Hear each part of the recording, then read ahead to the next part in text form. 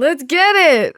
What's up? We got GMK all the way from Florida, based in Texas. Welcome to Vlad TV. Appreciate y'all. What's up with you? How you feeling? I'm feeling good. Man, I'm excited to talk to you because I watched your last video and I was like, this is beautiful. Which video? Oh, you talking about Literacy, I sir? Yeah. That's beautiful. But we're going to get into all that. We were just talking about how you would get up early because you be hitting the gym recently. Yeah, like, bro, I've just been trying to get everything in order. I feel like I can't give people my best unless I'm like my best, you feel me? So I gotta be like mentally, physically, everything gotta be hip, you feel me? I was smoking and stuff a lot, so I got like groggy and I got the feeling lethargic and all that, you feel me? So I'm just trying to get that motion back pumping and really turn up, get that drive. I respect that. And if you're waking up at 8 a.m., when you going to sleep? I don't know, cause like for me to go to the gym so early, I don't even come home and go to sleep. I come home, my girl be done cook something for me, I be done ate. I might just vibe and shit, do something with my dogs or some shit. I don't know, like really I just be kicking it, but I try to stay productive in as many ways as I can possible. Hell yeah, I respect that. I love it. Well, man, we're gonna start at the beginning if that's cool with you. You know, we big on life stories here. All right, for sure, what's up? So yeah, I know you were born in Jacksonville and you moved out like the same, like instantly, right? Yeah, I instantly moved from Jacksonville to North Carolina. Right. But that was so temporary. That was so temporary and short. But right after North Carolina, I ended up in Mississippi. But I left Mississippi right after Hurricane Katrina. Hurricane Katrina did damage to my house that was really like, it wasn't no point in repairing it, you feel me? So we was just like, fuck it, let's go back to Florida. So we went back to Jacksonville. I was in Jacksonville for a couple years, probably like 2 more years. And before I ended up going and staying with my grandma in Alabama. So, did the Hurricane Katrina like affect your family a lot in terms of just the effects and having to move? I mean, it probably affected my family a lot as far as like the experience because, you know what I'm saying, we ain't just up and move right off the bat, you feel me? Just like they was telling everybody mandatory evacuations and stuff, like we ain't never leave the house.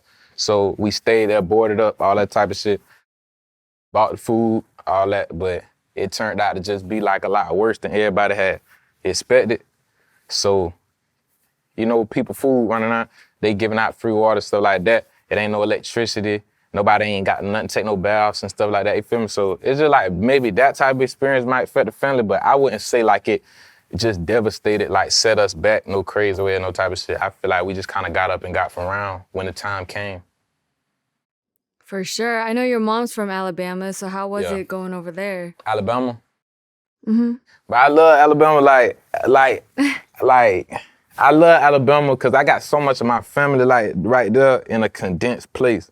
Like one little place, like I might be on this street and this street is for us, we all related, you feel me? And then you go down there and you go into them projects and everybody in this whole building, my little cousin. You know what I'm saying? Everybody related. Half them people in that Sleazy Flow video was related to me somehow.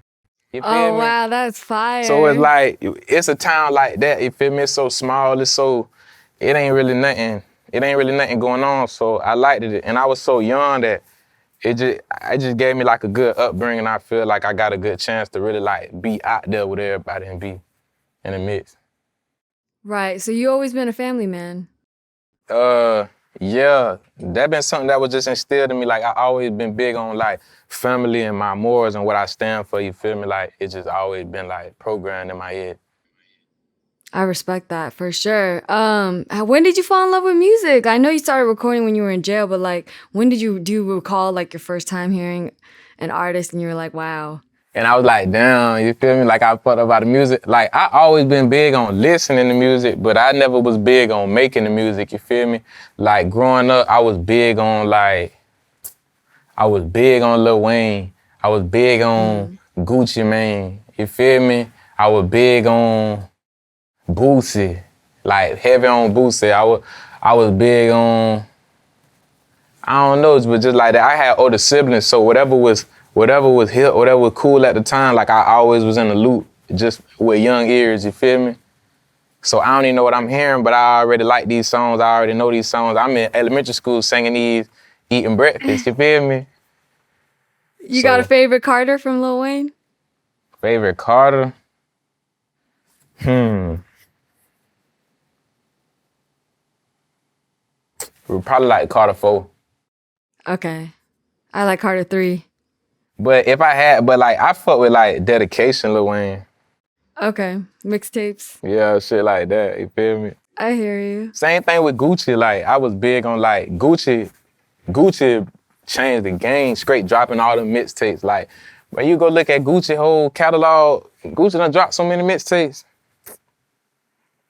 But now it's them the type of people that I was like growing up listening to, and I'm seeing like what they got going on. So I can say like I've been fell in love with the sound before I fell in love with the music, like itself, as far as like orchestrating it myself. You feel me? Before I fell in love with that, I already was fucked up about the sound and just what everybody had going on, just the image, the everything. Like I loved it. For sure. You mentioned Boosie. You seen any of Boosie and Vlad's interviews? I think I did just see that bit. Okay. They be funny as hell because Boosie is a funny man. Yeah, for sure. Boosie is funny. Boosie real funny, yeah. Have y'all tapped in real life? I haven't tapped in with Boosie. All my dogs done had a chance to tap in with Boosie and shit. Maybe one day I will, you feel me? But he always like, you feel me? Where I'm from, Boosie, legend status, so. Right. Facts. I hear you. Well, you know, I know 14 you started getting in a little trouble.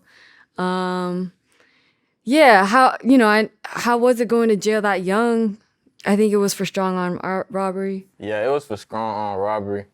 But it was just like, I don't know, it catches you so off guard, but like at a young age, I feel like it's just for most people. And this if they like really sincere with what they doing or whatever they got going on.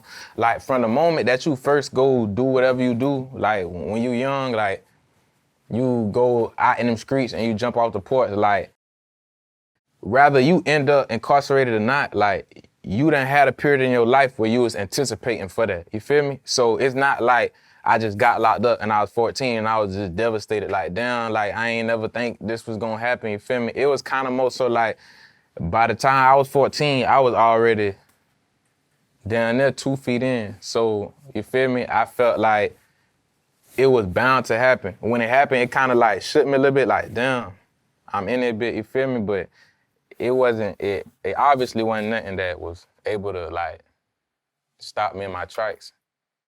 Right. What exactly happened and how long were you locked up for? When I was 14, I want to say it was like some little stupid shit.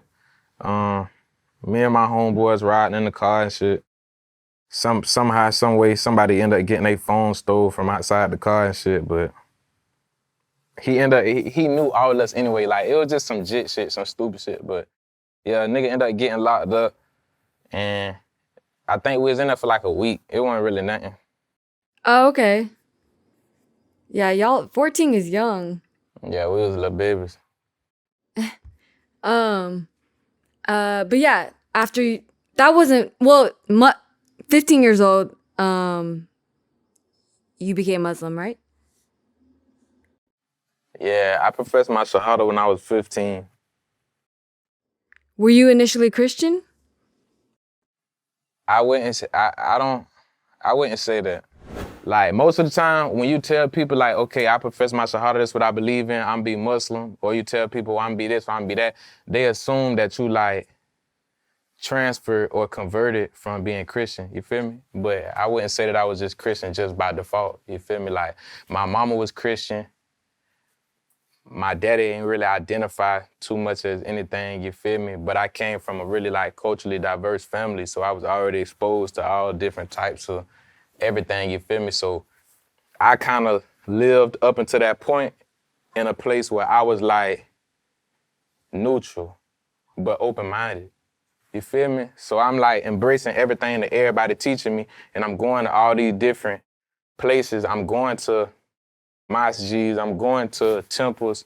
You feel me? I'm going to all this different stuff, and I'm kind of embracing their customs and stuff, partaking in their festivities and all that. But I just felt like when I practiced Islam, it just made the most sense to me. So that's like what I really clicked to and I ran with.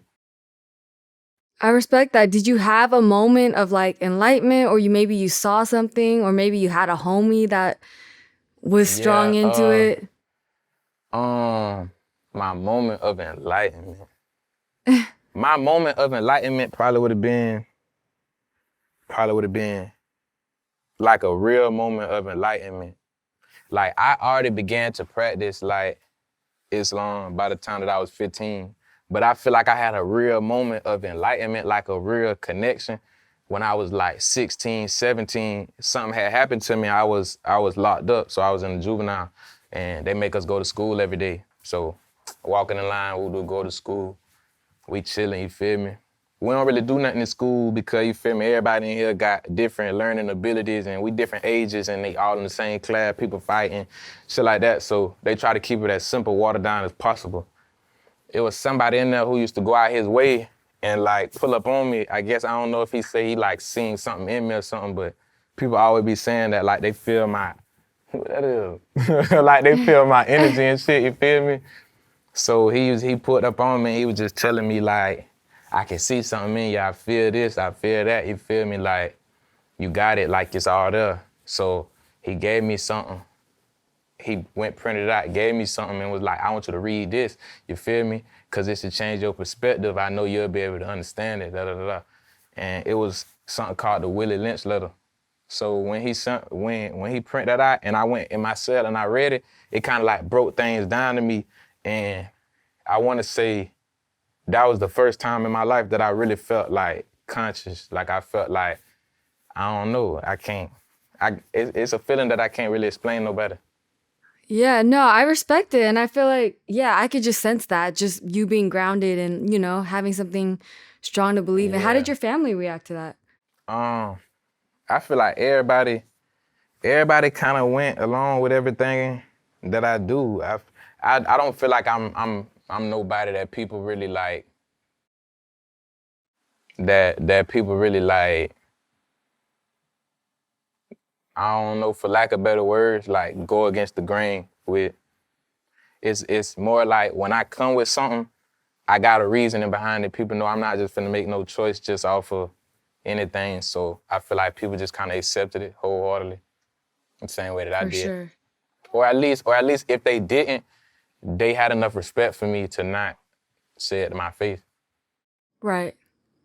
I think you met Yungeen Ace at 17 years old? Was that when I was 17? No, that wasn't when I was 17. The first time that like I had ever had like any type of interaction with what Ace had going on, I was probably like 17 going on 18 or 18-ish, you feel me? Cause I was locked up for that whole year, and that was when Ace really started taking off and turning the city up and stuff like that, you feel me? And during that time, my main man, Bike Street, was already hanging with them, you feel me?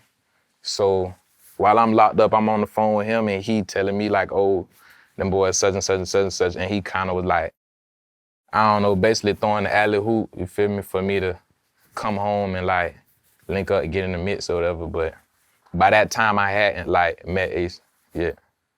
Got you. And that's when you started doing music, yeah, right? And that was when I started doing juvenile? music, yeah. How did that feel? How did that feel to consciously be like, yo, this is what I'm gonna do? Like, I'm gonna go hard, like, I don't know, but like that was my first experience in life with like real deal, like manifestation, you feel me? Like that was the first time that I had ever like encountered something like that. So it was like powerful because I don't know, like I got in there and I was bullshitting, but it's like, and it didn't happen in my city. It didn't happen like where I was locked up at in my city. What happened was they kept having big riots and shit in our juvenile detention center. So they split us up, like the people from my dorm alone, and sent us to different juvenile detention centers. So they sent me to Temple. So I was the only boy from Duval in Tampa detention center juvenile. Everybody else in there from Tampa or Orlando or, you know what I'm saying? But I'm the only person in there from my city.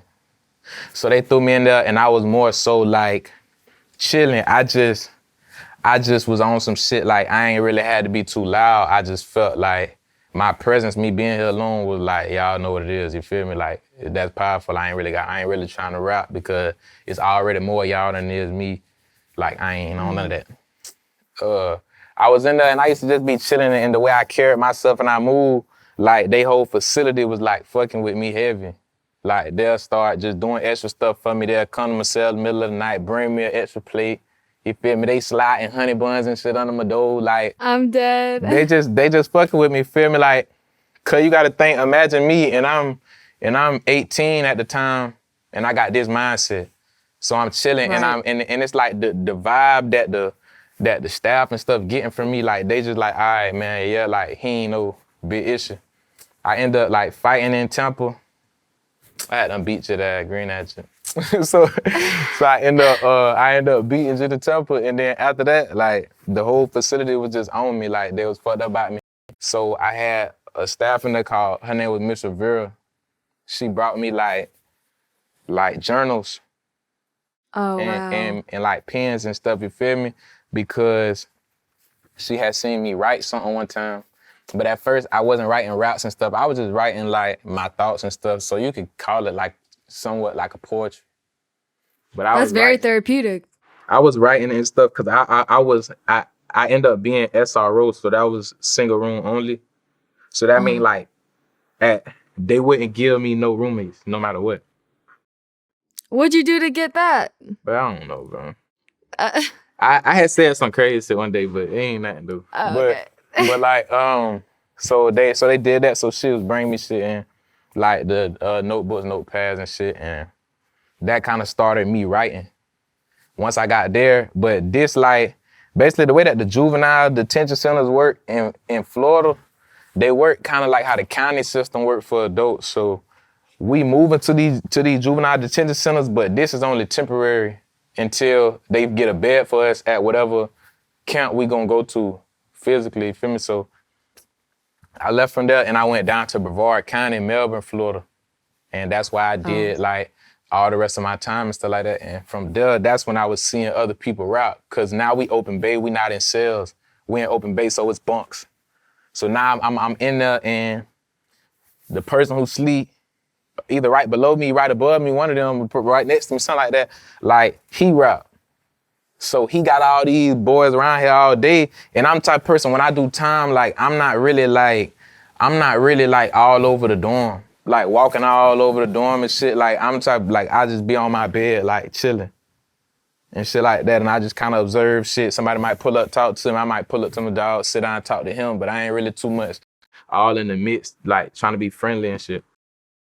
But like, yeah, so bro's rapping. He had everybody in the circle kind of around him and they all gravitating towards him and what he got going on. I guess he was like the best rapper in here before I came. So I'm talking to him and I don't know, I got that journal, I got to write and put my mind to it just to have something to kill the time. But by the end of that month, let's say from that day I started writing, by the end of that month, I had everybody in there like fucked up about it. Really? Everybody walking around, counselors and shit, walking around singing the nigga songs that I wrote. So, but you hadn't put them out. It was just songs that you had written. I wasn't no rapper yet. This all from my journal. This all from them standing around listening to me rap to them. And they singing the choruses and stuff like that. People sneaking their phones in to work, recording me on Snapchat and Instagram and posting it for me and shit, telling everybody, oh, I'm coming home soon and shit like that. Like, wow. I was just getting love and support, you feel me? So I told myself, like, I always felt like since legit, like, I ain't never really had nothing that I did and I really did that bit, you feel me? Like, I feel like everything I did, like, anything I started, like, rather it be like some sports shit or some type of shit, anything that I was about to start or some type of shit, if that shit got sour, I just said, fuck that. Like, I ain't wanna do that shit no more, I'm finna go post over my dogs. Or I ain't wanna do that shit no more, I ain't going to practice, I ain't going this. So I told myself this, I was like, all right, but real shit, this shit gonna go like, just stick on this shit. Like, no matter what, like, just real deal stick on this shit. So I told myself I was gonna give it a shot, and that shit really went dumb, so you feel me? I call that manifestation. Hell yeah, that's so beautiful. And I think 2017 you recorded your first single, right? 2000, that was probably 2018. Okay. Yeah, 2018 or early 2019, either one of them. Either late 2018 or early 2019, because that was when I first came home, November 5th, 2018. How did that feel? I felt good. Like, it always felt good, you feel me? Right. But it just be feeling like it's a good feeling, but people don't understand, like, how much, like, of a bad feeling that people could get from that type of thing at the same time. Because you done went through so much, and you don't understand how much energy and, like, dedication it be taking for people to cope on how to, like, do their time, that you be having to, like, really shift your mind and really jam yourself into that mind frame so that you can stick and move in that bit, you feel me? So then you come home and then you feel like, damn, well, shit, I just dedicated the whole last year of my life to motherfucking surviving. What the hell I'm finna do now, you feel me? I ain't finna go work no job. I ain't finna go do this, I ain't finna go do that. So then that's another time where you gotta pick and choose, like, what you finna do, bro. You finna half-ass and you finna play, or is you finna say, fuck it, and put your all into whatever you think is productive, whatever, you feel me? So it's just like, I go through the same thing any time that I had got out. It was just always that. It was always like, bro, I know you just got this, I know you just got that, but the rap shit, bro, focus on it, bro. You feel me? And it's just like, I tell myself that. So how did you focus on the rap? Like, did you start recording in real studios? Did you have someone managing you at the time? Like, At the time, I ain't even had no manager. I came home, my brother, my big brother, he put me in the studio. I made that song, The Truth. I made The Truth, a couple songs, but they ain't never dropped. You feel me? I just got them on my phone and shit. Like, they ain't never drop or nothing. And then I got to this song I made called Gang Thing. But I ended up making that. I was just watching the video. I ended up making that, not even like in the studio with my brother. Like, me and Backstreet had just went to the studio one day, just in there playing. You feel me? We used to get these little, this back when we in these little studios, you know what I'm saying, $20, $25 an hour and shit, you know what I'm saying? Like, getting it together, busting it down halfway. We in that bit making 6, 7 songs. We just in there going one taking them, we ain't punching in at no ad-libs, no, you feel me? Like, we just in there just having fun with it, bro. So shit, I ended up making Gang Thing, and I went home, and when I played it for my brothers and his homeboys that I had grew up with too, I call them boy my brothers, you feel me? Bros on some shit like them boys to get behind the shit basically and manage it, you feel me? And push it in. We did that for a while. We dropped Gang Thing, got it going dumb. Everything manifested the way that I seen it, you feel me? And it just told me, like, it always gave me reassurance that I was going in the right direction, because it's the best thing that ever did, for real, you feel me? Like, that I ever did, you feel me? I always been here, there, you feel me? This the longest I done stayed in one area, one field. Right. So. That was before the tattoos, right? I was watching the video. Before a lot of these, but I already had some though. I had like, I want to say I had my face and I had these on my neck. I was gonna say, can you break down the face tats for us? My face tattoos, let me see. I like face tattoos. I'm gonna just say that. I like face, I think. So my first face tattoo was this. This is in calligraphy. This is in Arabic calligraphy. It say Allah. Okay. So it say Allah in Arabic calligraphy. These my double R tattoos, you feel me? Big double R rack racer GMK. You feel me? That's just some shit that I had came up with, like, while I was locked up, me and another nigga, we was like, bro, okay, he from Daytona, we was like, okay, we gonna make the little rack racer shit. So we just started saying it as like, more like, not necessarily like a real, like a group name, but it's just more like I don't know. But I hear move you. on from it. Wait, you know what I'm talking about. But yeah, so I just did the rack racer shit, came home, put it on me, double R rack racer. And this is a phrase, this is in Arabic too, it says mashallah. Mashallah means like Allah has willed it. You know what I'm saying? Like Allah has willed this to happen. So I put mashallah on my face because I feel like that's like a phrase that just determined the stage I was at in life when I put it on there. I feel like shit, I feel like damn, fresh out, did it twice, beat the system twice, did the baby time, ate it twice, you feel me, came home, and every time I came home, I still bubble. Like it ain't nothing, it ain't, you feel me, it ain't no hindering this shit, it ain't no hindering destiny, you feel me? So I just put it on my face, mashallah, like Allah has willed it. For sure. Okay, so you went to jail at 19 for burglary and possession of a firearm? I went to jail when I was 17 for burglary and possession of a firearm. Okay. And then when I was 2020, that was when I was 19, and that was a possession of a firearm by a convicted felon and armed possession of marijuana over 20 grams. Damn. Where were you? Driving in the car with this dumbass little girl. Oh, I was going to say what state, because, marijuana's legal I was now, in Florida. Oh, okay. I don't got no history nowhere else but Florida. Got you. That's why I ain't never in Florida. I ain't playing with them people. So then 2021, you got arrested again? Yeah, 2020. 2020, got you. Yeah, so in 2020, so like why that 20, really both of them was in 2020. So I was 19 because the first one happened in January 2020, I was 19. So that's when I got charged with possession of firearm by convicted felon. Because after I had been convicted at 17, I already was like, my firearm privileges is revoked. You feel me? So like shit, when I was 19, 2020, I got possession of firearm by convicted felon, armed possession of marijuana over 20 grams.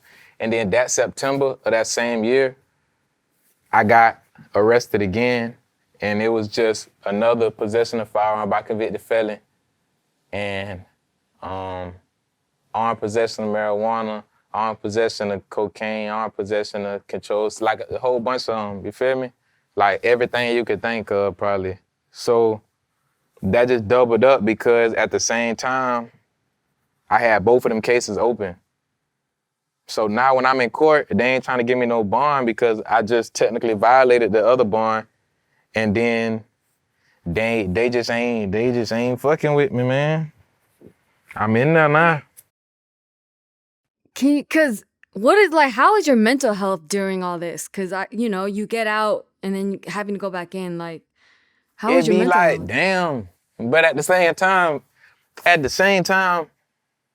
if you were at the same time, if you a real nigga, like if you realistic, that shit don't make you feel no way because it's hard to be mad at yourself.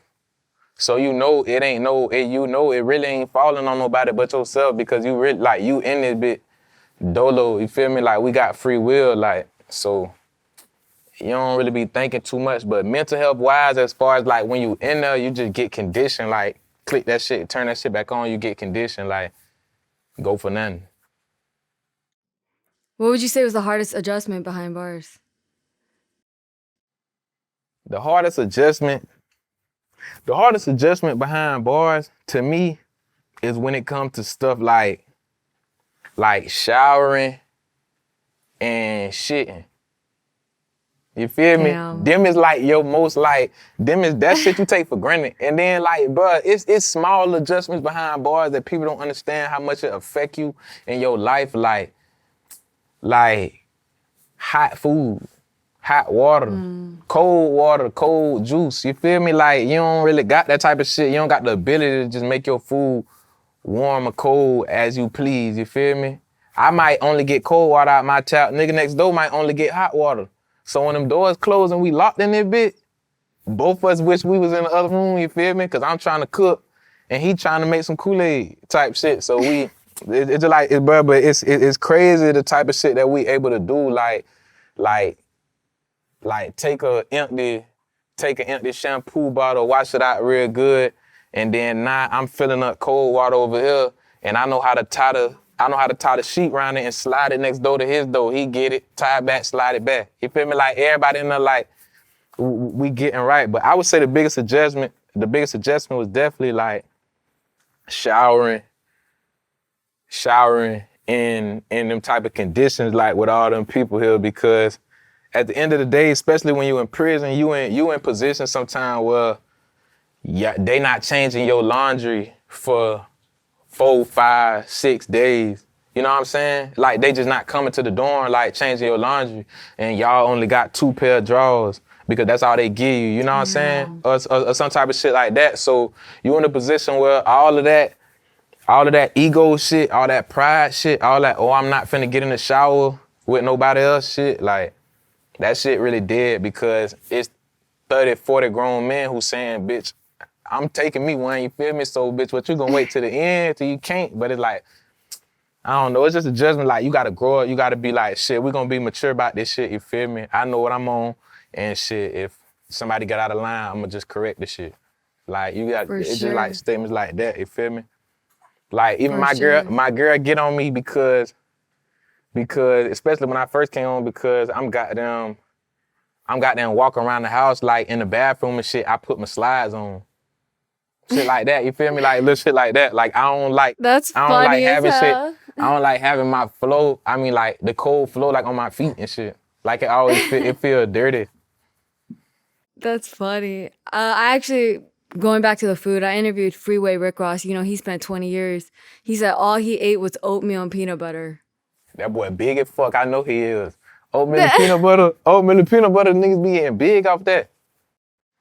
Well, I think Freeway Rick Ross, he was like vegan or some shit. Yeah, that's why. I can go for that. Did you have a go-to? A go-to? Hell yeah. My go-to for real, like, me and Ksoo used to whip up some shit. We call that bit, what we call that bit? Oh, we call that bit seafood. We call that bit like a seafood tray, right? So we take that bit, we bust down some spicy chicken noodles, put them bitches in like a styrofoam tray, like a to-go tray. Bust them down, cook them, bust them down, put them in there. Goddamn, take like some mackerel fish, mush up the bag, put that in there, mix it up, and put like 2, 3 mayos in there, and then just grab that bit and just shake up the whole box. I seen your video on Instagram doing that shit. Nah, but see, that was some different shit. But I be knowing I know how to make so much shit, like, but I done seen niggas make like, no funny shit. For Thanksgiving, we made a big ass pizza. I'm talking about fed 20, 30 niggas. We made a big ass pizza. We done made big ass, long ass burritos, like all type of shit. But niggas really in that bit making the best out of the shit. So that's how I be feeling out here. That's why I don't really stress about shit, cause I feel like we could be in that position and be like in that bit, like really like, I ain't even flexing, like real deal having fun damn near, like not even thinking about this shit. Then it ain't really nothing in the world that could really have you feeling like you fucked up out here. Yeah. And I just feel like, just even speaking with you now, I just feel like you have such good energy, and I just, we appreciate that. Yeah, I be hanging good. Just being able to like find the positives in the situation. Yeah, cause I feel like people be focused on the negative too much. Like, bro, like when you in the nigga ill with that negative shit, like just imagine, watch this, imagine how much slower 20 sad minutes pass than 20 glad minutes. Right. Like, damn, you feel me? 20 minutes, while you happy as fuck, that shit fly. You be like, damn, already? 20 minutes while you sad? Right. But so shit, I just always kept a positive outlook, cause especially with what my homeboys going through and just people that I was encountering, it always give you a sense of like, bro, this shit could be worse. You feel me? Like, this shit ain't even that, bro. Even down to like, we all just keep that positive outlook on life, cause like, bro, you always get like another chance, you feel me? Or you always do it till you don't. we gotta talk about just the fact that you were supposed to get 9 years. What was going through your head when that happened? Like, Shit, I would be like, it wasn't nothing going through my head. I was by the time that we got to throwing numbers around and shit, I was already like in the box by myself. So I had already been by myself for like a while. So at that point, I'm telling myself like, I don't care. Like, I'm chilling. Damn. Like, I'm at the, imagine like, bruh, they done threw me away by then. That's how I'm feeling. I'm feeling like they done threw me away by then. I'm feeling like I'm in the bottom of the ocean, in the darkest little crack. Ain't nobody never gonna find a nigga here. Like, fuck that shit. So I'm in that bitch chilling, and I'm just maintaining, like, she sending shit for me to talk to me and shit, and I'm just like, I'm not even trying to hear that shit. Like, I had already told my lawyer, I had got on the phone. Whenever I get on the phone, I tell my managers, I tell my man, I tell anybody that I'm talking to, like, bruh, fuck it. Like, I'm willing to take it to the door. Like, if they trying to give me anything over, like, if they trying to give me anything over 3 years, like, they gotta give me that shit.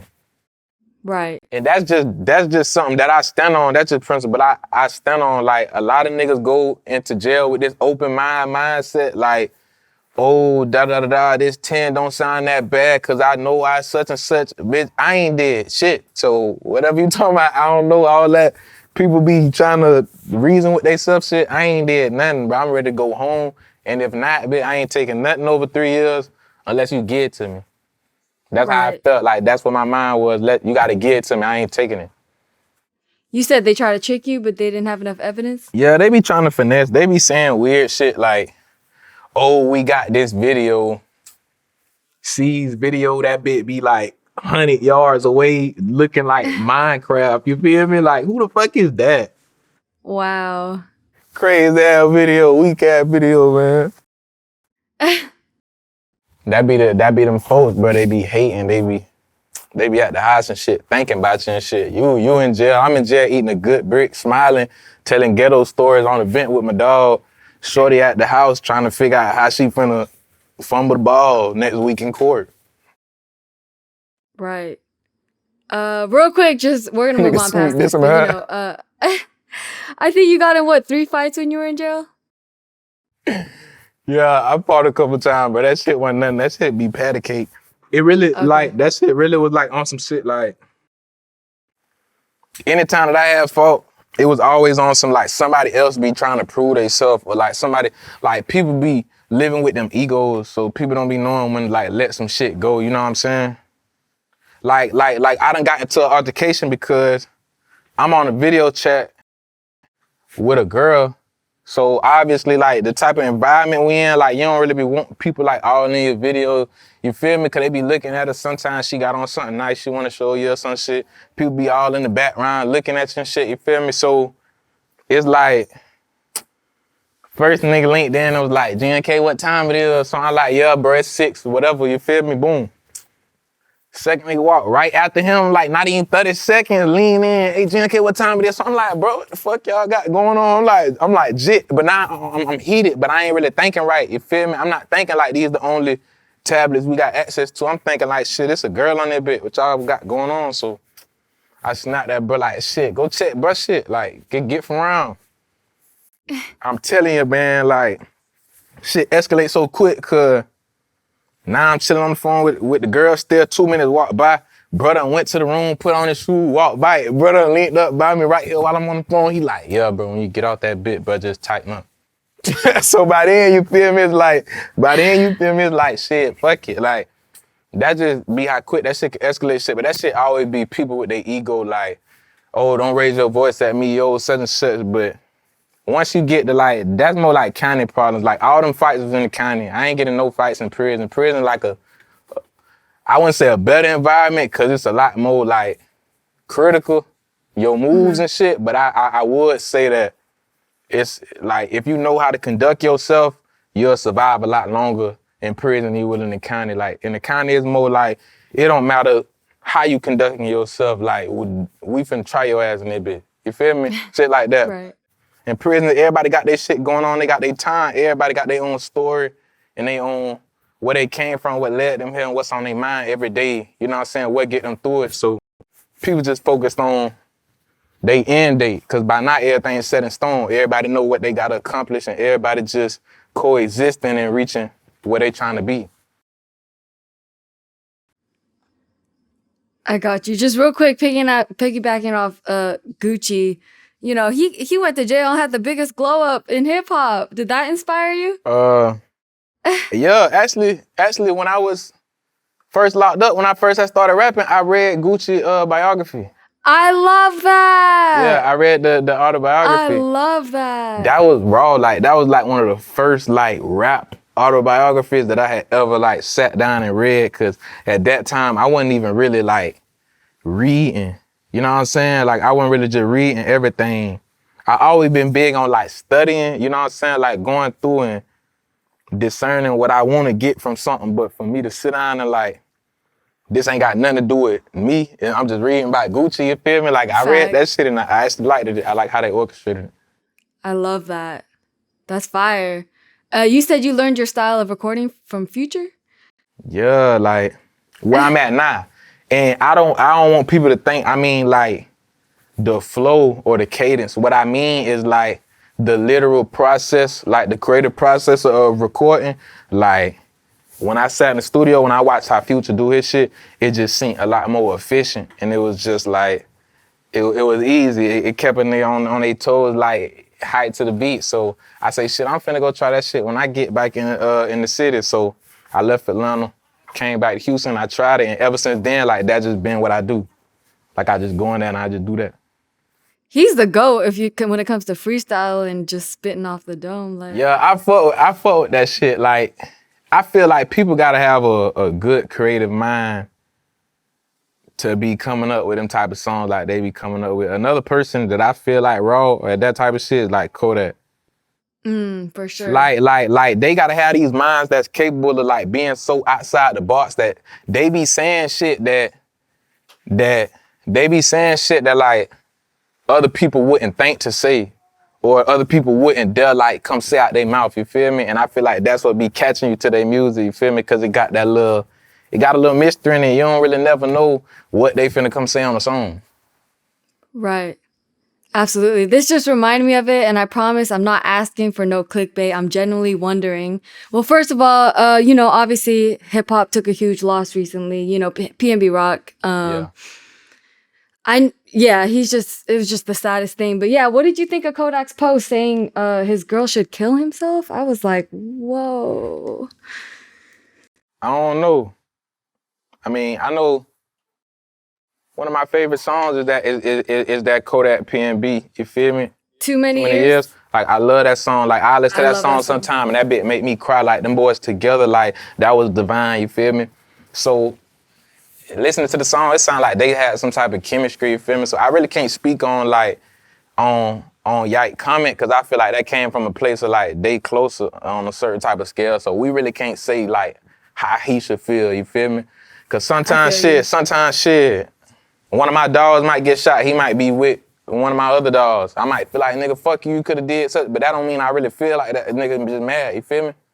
Right. So shit, but how I feel about the situation in itself, I do feel like that shit be sad, you feel me? And it just show you, it go to show you, and I preach this to the people around me, like, it feel like any move could be detrimental, any move could be, facts. Yo, you feel me? It could either put you way far back or it could just right out be your last, you feel me? So it's sad to hear about it, but just, people gotta prevent it any way they can, you feel me? They gotta take any precaution they can. I know people wanna have fun and all that, but it's like, it can't be at that cost.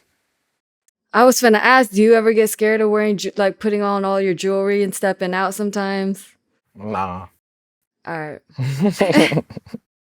I be chilling, but I'm not really even no step out type of person. Like, right. Like some people might see me like in the club for 20 minutes and it's me and 7 of my dogs. You feel me?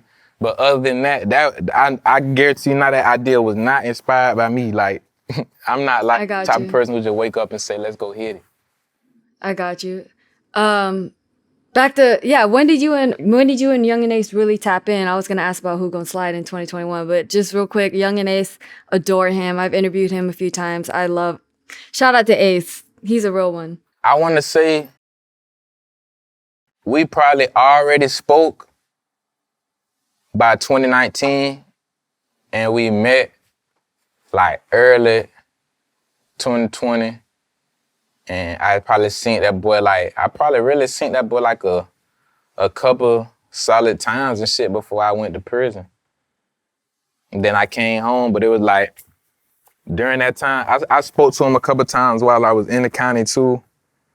And then when I came home, it was more like, that's crazy. Cause now that I'm thinking about it, for me to only have like encountered him them few couple times and shit like that, when I came home, like he was actually like one of the big factors of support that like encouraged me to move to Houston and stuff like that. You feel me?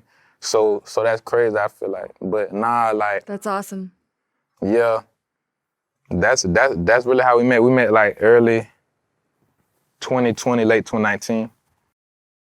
So talk about Who Gon' Slide. Bring us back to that studio session. Who Gon' That's one of y'all's Slide? biggest songs. Who Gon' Slide? All right. That shit's crazy. Who Gon' Slide? Shit, I had just came home, so I was like, bro, I'm trying to turn up. Ooh, bro was fucking with my shit and all that, and we in the studio.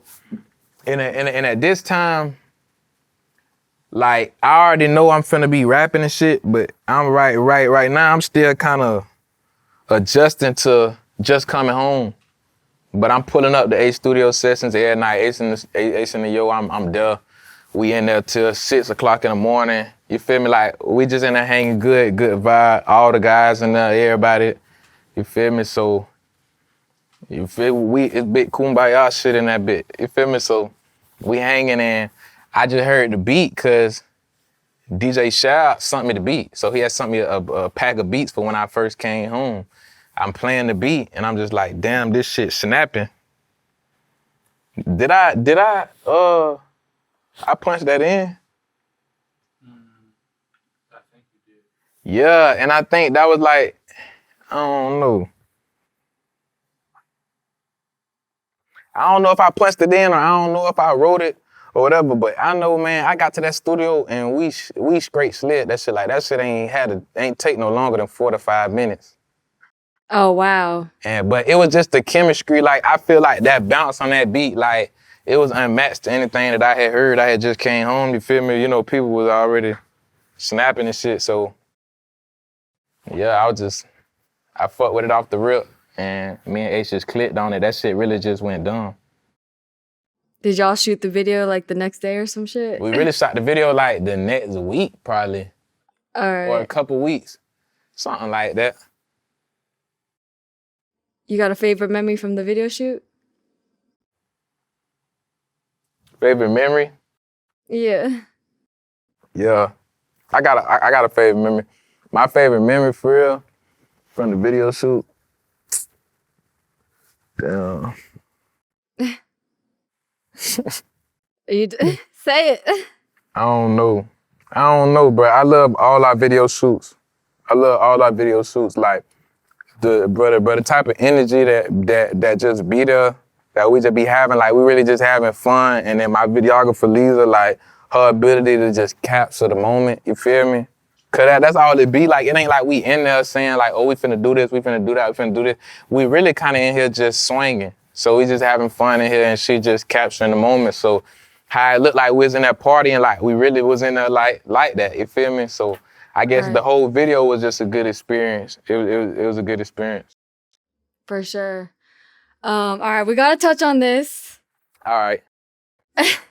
I think you were saying the beef was shining light on what was really happening in the city. Is that good or bad? I mean, shit. If I feel like anything in this world, like it's not one thing in this world that you could tell me, just say it, and I can't tell you a good and a bad for it. I feel like everything has like a equal positive and negative reaction. So Right.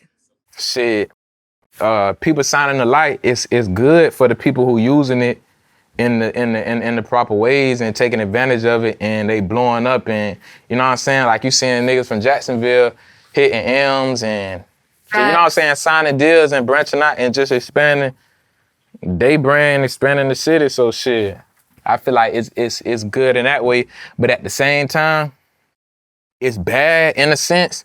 It's bad in a sense that it's giving these people who was just sitting on their ass 5-6 years ago, these people, these state attorneys and these detectives and shit, is giving these people who was just sitting on their ass before we wasn't shit, like letting everything slide.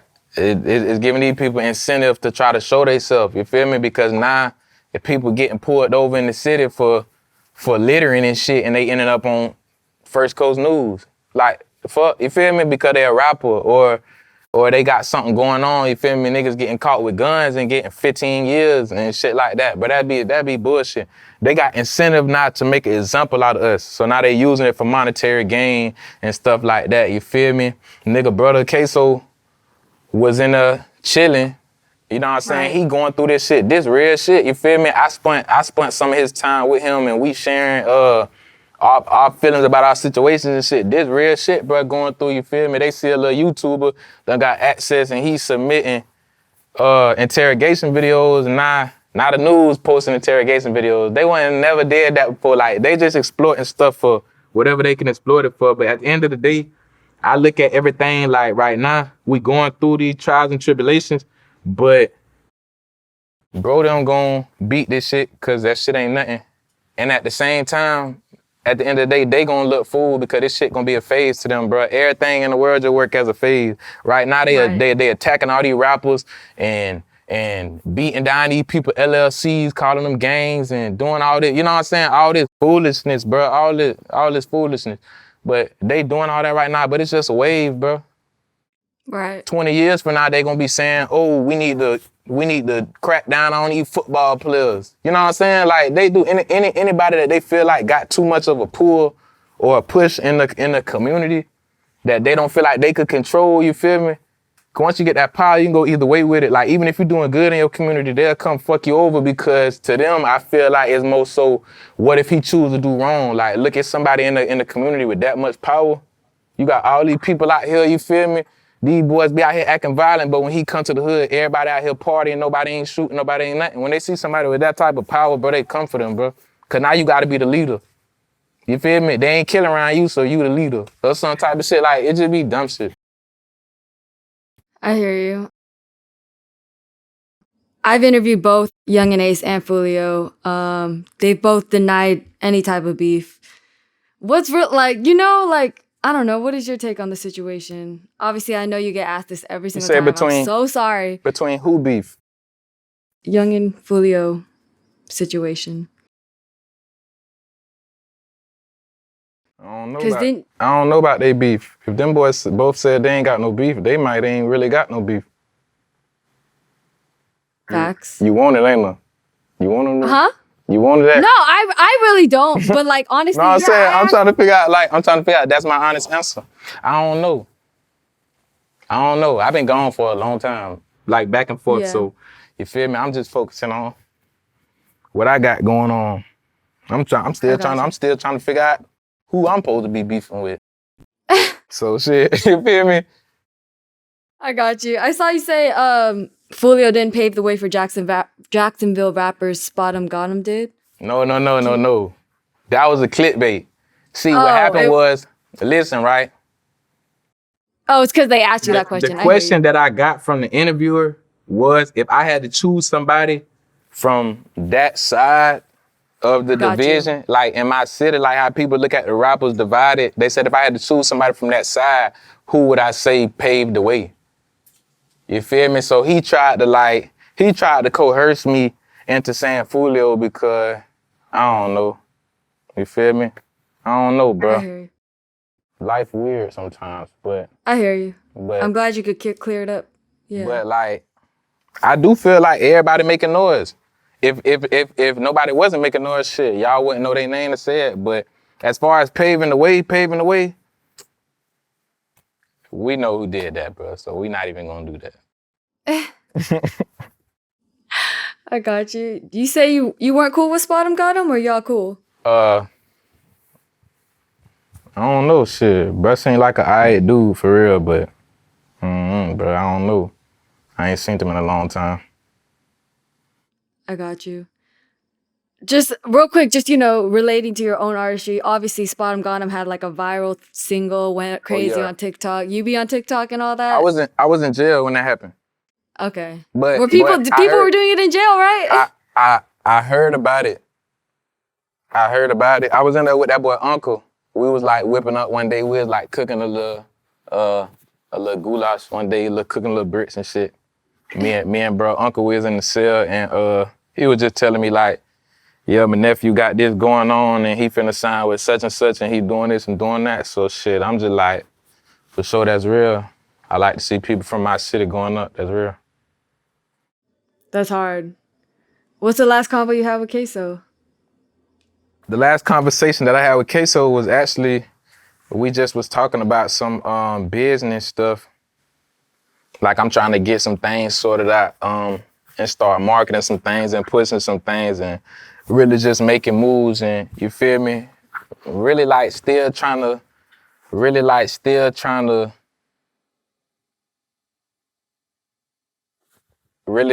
still give my dog the opportunity to still be included in what it is that we push into the industry, you feel me? Because he had a big part of the campaign in itself, period. So it's like, you feel me? I still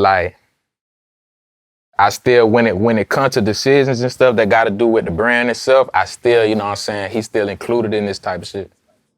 Absolutely. How do you feel about his dad testifying against him in the murder trial? Have they went to trial yet? So he didn't testify to him. Or he's going to. Is he? You spoke to him? Nah, but He might not. You feel me? I don't know though. I've been in a cell with bruh too, with bruh daddy. You feel me? We cool, we made a lot together and stuff like that. I don't know, shit. One thing that I can say though, the first time that the news posted and said that man was cooperating, that he had took time and this and that man had just pled guilty to an old ass charge he been had and had done got 2 years for that bit. You feel me? Some old ass shit in the news, twisted it how they want it. So that's all I'ma say. Honestly, I'm not in that cell with Ksoo no more when he come from his lawyer visits and when he come from court to politic on that type of stuff with him. So anything that I have, shit, my observation just as good as yours, you feel me? So I got you. we looking at the same blog. On a positive note, this year you had a son. Yes. Shout out to Yasir. Yes. How does it feel to be a father after all this? I'm sure this has to be the most fulfilling part of everything. Like, it feel crazy, but it's a feeling it's amazing though too. But it's you feel me? I don't know. It feel crazy because I spent so much of my time like being an adult and shit. As I was adult, I spent so much of that time like either like in some way, shape, or form, like taking orders from somebody else that I couldn't control. Like whether it's being locked up or just, you know what I'm saying, always being in like a position like that, like damn. So I never got the time to really understand exactly who I was gonna be as an adult, who I was gonna be like as a father figure and shit like that. But I feel like I kind of found myself a lot the more time that I had spent alone by myself, and I kind of got it all figured out. So that's the only way that I can say that it feel crazy, because at first it's kind of chaotic till you gotta figure out, you gotta get a grasp on like, all right, well, no matter what, I gotta, you feel me? Like you gotta dedicate to this shit. But it feel amazing because it's like, that's a person. I feel like I just be looking at Jit sometimes when he sleep, like, damn, he little fuck, like that's a person. Like one day he just gonna grow up, be taller than me, you feel me? But it's just amazing because you experiencing they first everything with them. Like that's raw. You feel me? Like that's raw to be able to look at your Jit and be like, Jit, I was there the first time you was smiling. You know what I'm saying? Like little shit like that. It just feel good. It feel good to be a part of that. So I like that. How did it feel to dedicate Letter to Yasir and, Yeah, is that real footage of you in the labor room? Yeah. I That's recorded that. hard. I recorded that myself. So I saw most of the footage was your own, right? I ain't have my videographer there or nothing, but she had stayed in town with me a couple of weeks before that. She had stayed in town with me and for a while, and we was out there chilling. We had went to Best Buy and shit, and she showed me, and this is why my girl was still pregnant. She showed me like what camera would be best to buy and shit like that. So I went and I got all the stuff and all that, you feel me? I really got a lot of that stuff anyway, cause my girl's finna do YouTube, so I just got all that YouTube stuff, you feel me? So yeah, that's like some shit we pushing. We just working on a lot of shit, but yeah, so Lisa guided me. She like told me everything I need, all the equipment and all that, and we got it so that I got the ability to like do stuff like that. Like we always finding ways to incorporate some new shit into the video. So I felt like I ain't never seen nobody do that. Facts. And how did your fan base respond to that? Because that showed a very vulnerable side of you, and I feel like it was so beautiful how you packaged it together. The song was so beautiful. They actually like people fucked with it. Like it went real dumb on my page. I'm talking about like down there 600,000 views on the gram and shit like that. But as it's going up, as I'm pushing it, Instagram done took a nigga page. So now I got a new page. So I'm not even on that Rat Race of GMK. My new page, No Hospital GMK. I'm so sorry. Instagram on some bullshit right now, for real. I ain't tripping though, because I'm big on like everything happen for whatever it's supposed to happen for. Respect. You know what I'm saying? I got you, yeah. How did you meet your girl?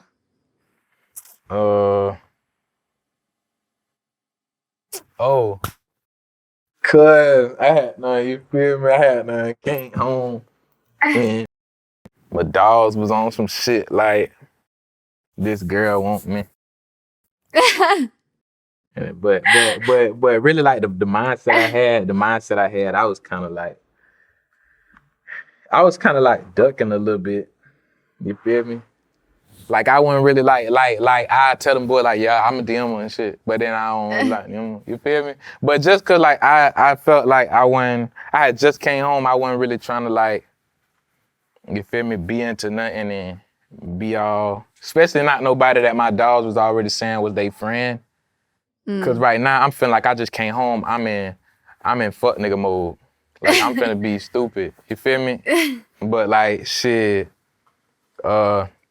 after about a week of me ducking and dodging and shit, one day them boys like we at the studio. I'm in there, bitch. I'm finna get a haircut and shit. And my dog lean in the studio while I'm getting a haircut. He lean in that bitch and he like, yeah, that girl and her friend, they finna pull up. I just texted her. And slide off. I'm like, bro, what type of time you on, bro? You feel me? I'm like, bro, what type of time you on? So shit, but that's beautiful. Shout out to the homies. Pulling up and shit. He pulled up and she pulled up and shit. When I seen, I was like, man, like, you feel me? She looked a little better than what they had showed me on the ground and shit. So I don't know. I had talked to her. You feel me? You know, from the instant, like, just from the first day that I had met her, like we were like flirting and shit. So, you know, it's like I love it. chemistry. That's hard. Does having a public relationship cause any problems? I say like it opened the door for a lot of problems and it opened the door for a lot of people to try to seize the opportunity to, you know what I'm saying, for whatever reason that they want to. But like me as a person, like I got really good, like I feel like I got a really good ability to communicate stuff. Like I'ma get something across to you if I need to. You feel me? So I feel like that trait, it helped me be like a good leader. And then I just stand on morals. I stand on like what I stand on. I think I got a good set of values. So regardless of what this little public Instagram shit they try to throw at me, or this girl come and some shit 2 years old and she trying to lie like it's right, shit like that, you feel me? Like that shit can't really phase something, you feel me? Like wind can't break rock, you feel me? So facts. Shit ain't really nothing. Real quick, July 13th, JayDaYoungan was killed. Did you know him? Yeah, I knew JayDaYoungan. That's so crazy because Jay passed literally like I was in the studio with him earlier that week. Damn. You feel me? Him, his girl, his mama, like it was a good vibe. You feel me? He had just came home. I tapped in with him as soon as he came home. Like why Jay was locked up, I feel like he fucked it with me, and I was like the first person bro had came and recorded with when he came home. But it was just like on some like I had just came from that situation while he had just went in the situation. So it was more so I was instantly like, I ain't gonna say like a nigga just was tapped in, we talking every single day and shit like that. Nah, it ain't that, but you don't gotta be that to like be there for somebody, you feel me? I made sure that like throughout the time that Jay was locked up, like at least once or twice a month, I'm tapping in with him, you feel me? Right, I'm gonna send him a letter and I'm gonna send him some pictures and shit like that. I'm gonna let him know like, bro, this music shit going like this. I'm finna drop this song, video call me, I'm gonna play it for you. Like we done been on video calls and all type of shit like that. So you feel me? We definitely like I would say like we had a relationship. For sure. It's crazy to me you're only 22 because you got a good head on your shoulders. Yeah, like I had to get that bit right. Yeah. I hear you. All right, we gotta talk about Sleazy Flow remix with Yungeen Ace because that shit is fire. I appreciate it. Nah, I love that shit for real. Like, when I was at Ace's house one day and he was playing that shit and he was like, bro, we gotta make this shit. So I'm like, I bet. You feel me? He like, we gotta make this shit in the studio. So I'm like, I bet. And I sit back and I'm eating a damn, not even being funny, I swear I'm probably eating a damn cinnamon roll or some shit. Like, you feel me? I'm chilling, I'm in that bit eating this shit. And he like, bro, we gotta make this shit. So I'm like, bro, what is you talking about? He like, right now, like right to it, like right now. I love I'm like, it. damn. So you feel me? I'm like, oh, you tripping. So I tell him like, nah, don't even write to it, cause he showed me what he finna all he had was that first line. Then they all rest. That all he had at first. I stopped his ass, I say, nah, you finna slide that bit. I say, don't even write nothing else. Just wait till we get to the studio. We just gonna go straight, like, back and forth. We just gotta do it like energy, you feel me? He was like, bet. We get in the studio and we just, like, it was like, we went dumb. I ain't gonna lie. 13 million views. How does that feel? It felt great. It's just one of them times in your career where you see yourself progressing and shit like that, but it always be like, damn, what if this just, you know what I'm saying? Your mind always tell you, what if it's just circumstance, like you trying to rationalize it, but whenever I feel like no matter beginning of your career or at the end, like even when you get Drake them status, I feel like whenever you got anything that you put your heart in and that shit go big or bigger than what you expected, or it reached what you wanted it to reach, like you gonna feel accomplished, like it just feel good. It give you like a sense of like, for sure, like I'm doing something right. So Hell yeah. That was good, you feel me? And then I liked it how I got a chance to incorporate my family in the video and my mama people them in the video, you feel me? I liked it all that. That was the first time anything ever happened like that in Lineville, Alabama. Really? Oh, it was in Alabama? Yeah, Lineville, Alabama. Wow. That was on the street. That was on the street where I stayed. That's what I was talking about. Wow. Them projects right there, all my family living there. All them little kids and stuff, them like my little cousins and stuff. That's beautiful. They probably know every single lit word in that song. Yeah, they fucked up about it. Nah, definitely. But I just like stuff like that. Like I like the experiences that a nigga get along the way. Like that's one of the most things that I like from just what I got going on. The experiences that you get along the way, like that feeling, you feel me? Like you ain't gonna never have that feeling pulling up on that street in them lounges like that and it's 100 people outside and they all here just cause you said pull up, you feel me? And they just wanna see you and just be a part of something you got going on. Like that's just, I fuck with that.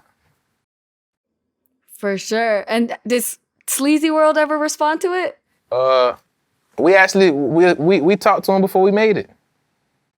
Oh, okay, cool. Yeah, we was already listening to him. Like, we was already listening to that song before that song blew. Got it. You feel me? Everybody around That's here was hard already too. fucking with Bruh Campaign, and we was already fucking with what he had going on and listening to not just that song, but I know me, myself, before that song blew, I know 4, 5, 6 of his songs already. You feel me? So hard. Shit, but yeah, nah, I know he was fucking with it, though. For sure. Real quick, are you cool with? Do you know YK Osiris? He's from Jacksonville too. I know Osiris. I'm not gonna say like we grew up together or no shit, but definitely like growing up, like I seen Osiris on social media. I seen him at the mall and shit, like when we was all going to the movies and shit like that. So you feel me? It's a small world. That's crazy. Did you see the list of top 15 Jacksonville rappers they put out? Well, what did it say? It said 2022's best rappers from Duval. Yungeen Ace was first. Nardo Wick, Spotum, Fulio, Lil Papa, Spinna Benz. The list. Oh, you're on there, number 9, Rock Racer GMK. Alright. I don't really be when it comes to them lists and shit, like I don't really be caring what order. Long as you know I'm on there. Oh yeah, no, I don't. Yeah, no, like, facts. I feel like for you. whoever make the list, bro, we not gonna beef about if I'm number 1 through 30 or whatever, bro. But if you say Florida, nigga, you gonna put me on there. You don't put me on there, you got me fucked up. That's how I feel. I got you. Speaking of, we gotta talk about you recently signing to Joey Manda's Encore Recordings. He's from Interscope, right? Yeah. That's hard. Congratulations. Thank you. Like, it's going up. Nah, like definitely like it was definitely the best move for me, especially at the time. And I feel like I fuck with the team. Like I fuck with the team. I could provide a vision. We all gonna work towards it. You feel me? Like communication, great. Like it's just a good situation. For sure. So what you got coming out next? What can we expect? Oh, you got a new project coming, right? Yeah, I got my Born to Be Free project in the works, you feel me? So, like, bro, I got names on there, you feel me? I ain't gonna drop none of that yet, but definitely. Dang, I wanna know. Definitely know my next drop. My next drop that I'm trying to get out to my fans, Free Ksoo. So I got a song called Free Ksoo coming out with me, Backstreet, and JayDaYoungan on there. You feel me? Oh, wow. That was actually the song that me and Jay was recording in the studio the week that he passed. We never got to finish it. Wow. He never got to go in there and put the little finishing touches on there and stuff, you know what I'm saying? But me, him, and Backstreet definitely snapped on it. I feel like it's a great song. Damn, a fan's gonna love that too. Nah, for sure. Man, well, just me talking to you, like, I really do hope the best for your career. Like, I don't know. I just feel good energy from you, so I want the best for you, you know? I appreciate it, for real, for real. It mean a lot, you feel me? Like, manifest that for me. Say it a couple more times when we get off. Hell yeah. Is there anything else you want to let the people know before we wrap? Anything else that I want to let them know? Nah, other than Born to Be Free, definitely On the Way was my first tape, my first project, like, big project that I'm really releasing. Like, to let them know I'm putting a lot into this shit and I'm speaking up for a lot of people who really can't be heard, you feel me? So we just putting a lot into this shit, and when I go to pushing this shit, y'all gonna feel it. For sure. I love it. Man, well, thank you. I appreciate y'all.